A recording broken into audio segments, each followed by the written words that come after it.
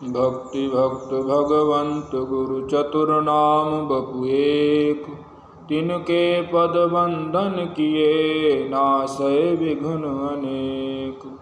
अखंड मंडलाकारं व्याप्तं येन चराचरं, तत्पदं दर्शितं येन तस्मै श्री गुरुवे नमः। स्वामी तुलसीदास जी महाराज की जय। सद्गुरुदेव भगवान की जय। हरिशरणम।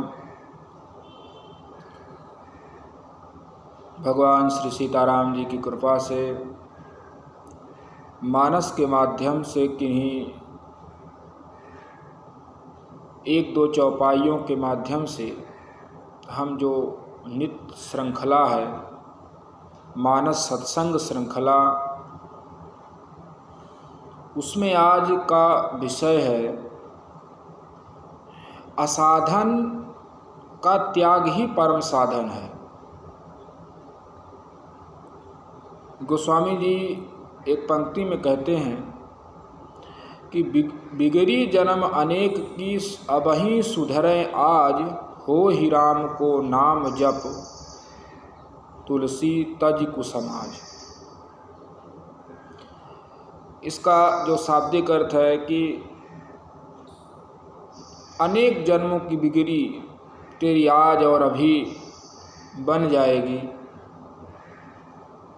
तुम भगवान का हो करके भगवान का नाम जप। तो देखिए कहीं ना कहीं हम भगवान के भी हैं, भगवान के शरणागत तो हैं ही, भगवान का नाम भी जप लेते हैं। लेकिन जो इसमें तीसरी बात कही है वो बहुत महत्वपूर्ण है। बातें तो सभी महत्वपूर्ण हैं, पर उस पर विशेष ध्यान देने की ज़रूरत है। तुलसी तज कुसमाज, ये जो त्यागने की बात कही है, असाधन त्याग की बात कही है। देखिए असाधन त्याग ही परम साधन है। आप कोई विशेष साधन ना करें चलेगा, पर आप असाधन ना करें। असाधन का अर्थ है शास्त्र गुरु के विरुद्ध जो कर्म है, शास्त्र जिनकी मना करता है, जिन कर्मों को गुरुदेव गुरुवाणी संत वाणी में जिन कर्मों को निषिद्ध बताया गया उसे असाधन कहते हैं।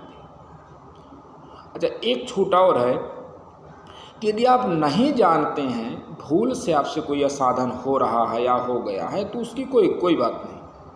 लेकिन जानबूझ करके असाधन आप यदि कर रहे हैं तो कभी भी आपको सिद्धि की प्राप्ति, कभी भी आपको भगवत प्रेम की प्राप्ति नहीं हो सकती है।